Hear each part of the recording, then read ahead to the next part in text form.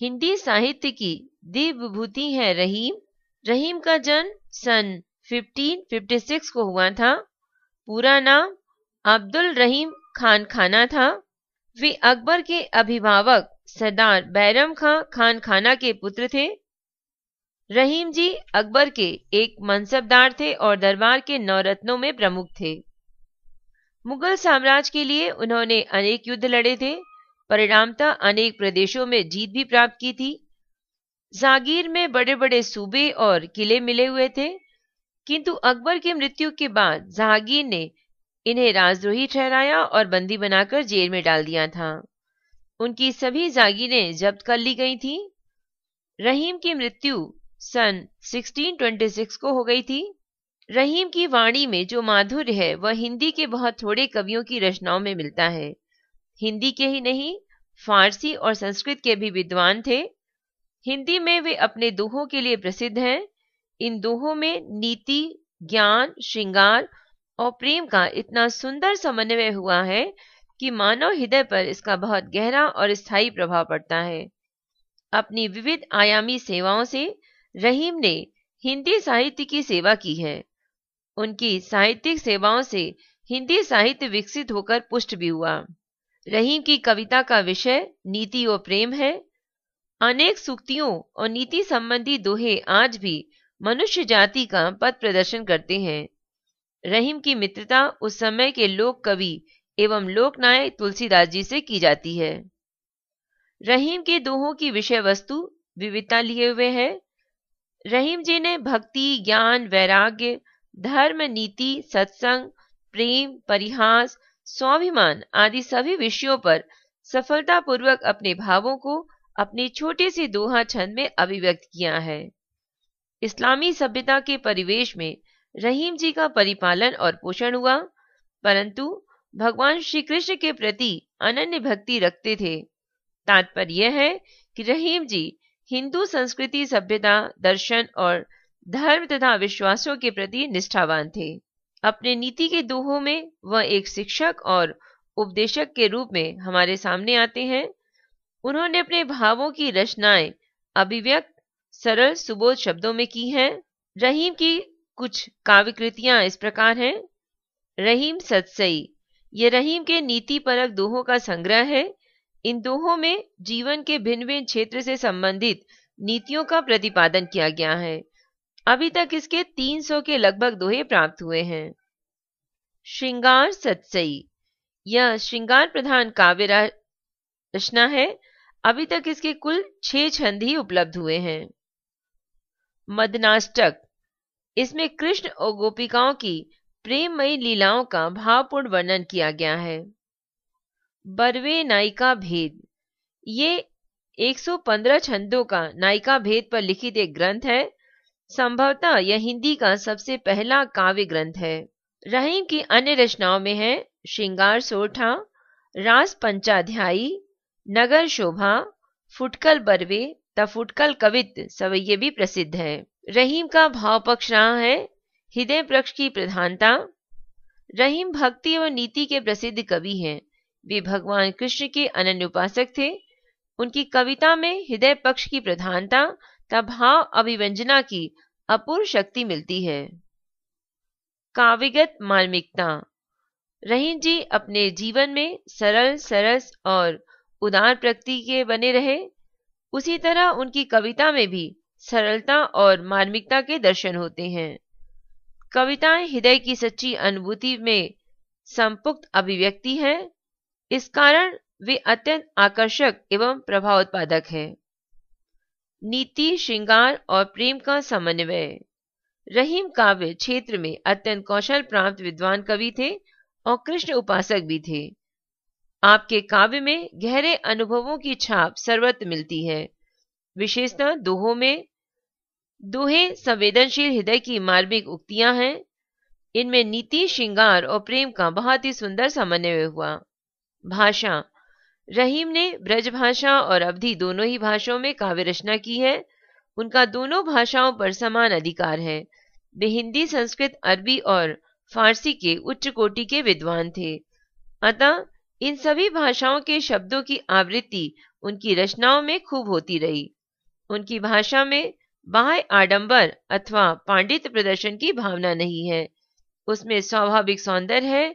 उनकी भाषा परिमार्जित, परिष्कृत और माधुर गुण प्रधान है। शैली, रहीम जी की शैली सरल, सरस और सुबोध है। उनकी शैली अपने अनुभवव्यंजन रत्नों से परिपूर्ण है। भावों की व्यंजना करना उनकी शैली की अप्रतिम विशेषता है। रस, रहीम के काव्य में श्रृंगार, शांत एवं हास्य रसों की निष्पत्ति सर्वत्र होती है। उन्होंने श्रृंगार रस के दोनों ही पक्षों, वियोग संयोग का चित्रण बहुत ही अनूठे ढंग से किया है। अलंकारों में उपमा, रूपक, उत्प्रेक्षा, दृष्टांत आदि अलंकारों का विशेष रूप से प्रयोग हुआ है। दोहों को छोड़कर रहीम ने बरवे, कवित, सवैया, सोठा, पद आदि सभी छंदों में रचनाएं की है।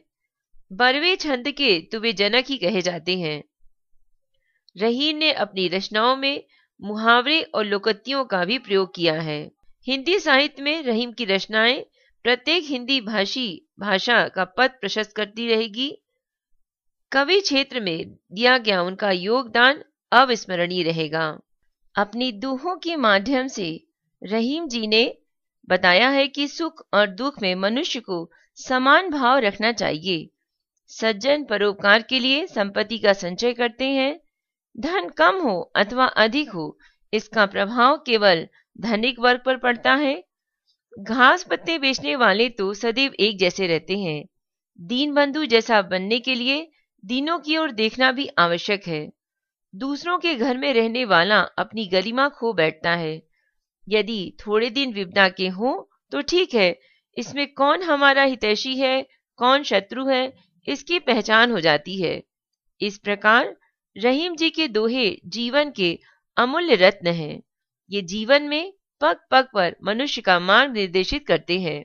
रहीम के कुछ दोहे अर्थ सहित: यो रहीम सुख दुख सहत, बड़े लोग सह साती, उदत चंद जही भांति सो, अथवत ताही भांति। इस दोहे में कवि ने बताया है कि महान लोग सुख और दुख दोनों में समान भाव से शांति पूर्वक रहते हैं। अर्थ है, महान लोग सुख और दुख को शांति पूर्वक उसी प्रकार से सहन करते हैं जिस प्रकार से चंद्रमा उदय होने पर जैसा रहता है, अस्त होने पर भी वैसा ही रहता है। तरुवर फल नहीं खात है, सरवर पियत नहीं पान, कहीं रहीम पर काज हित, संपत्ति संच ही सुजान। इस दोहे में रहीम ने परोपकार के महत्व को बताया है। रहीमदास कहते हैं, जिस प्रकार वृक्ष कभी अपने फल स्वयं नहीं खाते, सरोवर अपना जल नहीं पीता, उसी प्रकार सज्जन व्यक्ति भी दूसरों की भलाई के लिए ही संपत्ति का संचय करते हैं। कहीं रहीम धन बड़ी घटे, जात धनिन की बात, घटे बढ़े उनको कहा, घास बेची जो खात। इस दोहे में रहीम जी कहते हैं, धन बढ़कर कम होने का प्रभाव केवल धनिक वर्ग पर पड़ता है, निर्धन वर्ग इसका कोई प्रभाव नहीं पड़ता। अर्थात धन बढ़कर कम हो जाए तो इसका प्रभाव धनिक वर्ग पर पड़ता है। धन घटे या बढ़े, इसका उन लोगों पर क्या प्रभाव पड़ेगा जो घास बेचकर अपनी रोजी रोटी कमाते हैं, अर्थात उनके लिए सभी दिन एक समान है, वे तो सदा निर्धन के निर्धन ही हैं। बड़ माया को दोष यह, जो कभू घटी जाए, तो रहीम मरिबो भलो, दुख सही जिए बलाए। कवि ने धन संपत्ति रूपी माया के दोष को बताया है। अर्थात रहीम जी कहते हैं कि माया का यह सबसे बड़ा दोष है कि यदि वह कम हो जाए तो लोग मरना पसंद करते हैं, दुख सहकर जीना नहीं चाहते। रहीमन याच कता गहे, बड़े छोट हवे जाति, नारायण हु को भयो, 52 आंगुर गात। इस दोहे में रहीम जी मांगने के अवगुण के प्रभाव को बताते हैं। इस बात को समझाते हुए कहते हैं कि मांगने की प्रवृत्ति को ग्रहण करने से बड़े लोग भी छोटे हो जाते हैं। जैसे नारायण ने जब बलि से भिक्षा मांगी तो उनका शरीर भी 52 अंगुल का हो गया था। दीन सबन को लखत है, दीन ही लखे न कोय, जो रहीम दीन ही लखे, दीन बंधु सम होए। अर्थात रहीम जी कहते हैं, दीन मनुष्य अपनी दीनता भरी दृष्टि से सबको देखता रहता है, किंतु दीन व्यक्ति को कोई नहीं देखता। रहीम जी कहते हैं कि जो मनुष्य दीनों को देखता है वह दीन बंधु परमेश्वर के समान हो जाता है। जो रहीम ओछो बढ़े तो अति ही इतराय, प्यादे सो फर्जी भयो, टेढ़ो टेढ़ो जाए। रहीम जी कहते हैं कि यदि तुक्ष प्रवृत्ति वाला व्यक्ति ऊंची पदवी प्राप्त कर ले तो वह बहुत घमंडी हो जाता है। पैदल चलने वाला व्यक्ति यदि फर्जी हो जाए तो वह टेढ़ी टेढ़ी चाल ही चलता है। जैसा कि शतरंज के खेल में फर्जी हमेशा टेढ़ी चाल चलता है। कौन बड़ाई जलधि मिली, गंग नाम भौधी, केकी की प्रभुता नहीं घटी, पर घर गए रहीम। समुद्र में मिलकर गंगा को क्या श्रेष्ठता प्राप्त हुई, अर्थात कुछ नहीं, अपितु उसका नाम भी समाप्त हो गया। इसी प्रकार से दूसरे के घर में रहने पर किसी मनुष्य की प्रभुता नहीं घटी, अर्थात सबकी घट जाती है। दुर्दिन परे रहीम कही, भूलत सब पहचान, सोच नहीं वित हानि को, जो न होय हित हान। प्रस्तुत दोहे में रहीम कहते हैं, मनुष्य के बुरे दिन आने पर लोग उसे पहचानना भी बंद कर देते हैं। अच्छे दिनों के साथ ही उसके बुरे दिन आने पर उसे पहचानते भी नहीं। ये अत्यंत कष्ट की बात है। धन की हानि होती है तो कोई दुख नहीं होता, यदि हित की हानि होती है तो ये अत्यंत कष्टदायी होता है। रहीमन मनहि लगाए के, देख लहू की निकोय, नरको बस करिबो कहा, नारायण बस होए। रहीमदास जी कहते हैं, अपने मन को भली भांति एकाग्र करके चिंतन कर लीजिए। किसी भी कार्य में मनुष्य का कोई वश नहीं है, सब कुछ नारायण के वश में ही है।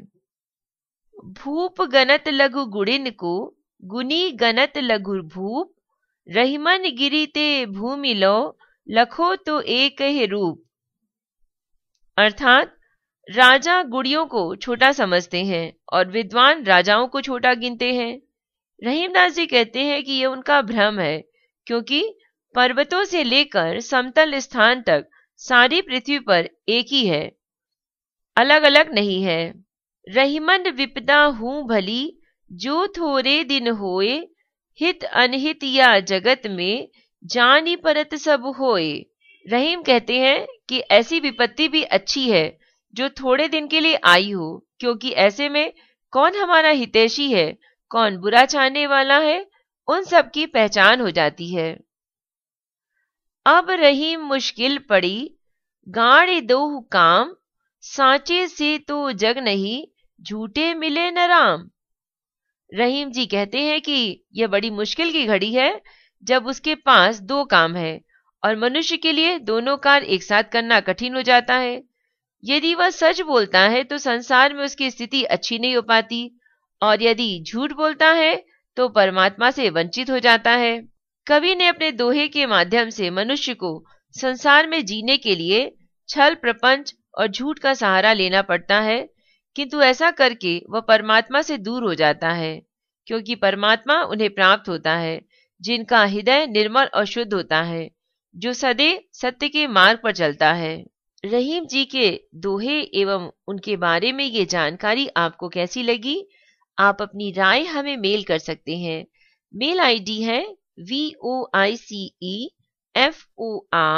voiceforblind यानी वॉइस फॉर ब्लाइंड @gmail.com। हमारे सभी ऑडियोज को आवश्यकता अनुसार MP3 में मंगाने की व्यवस्था है। धन्यवाद।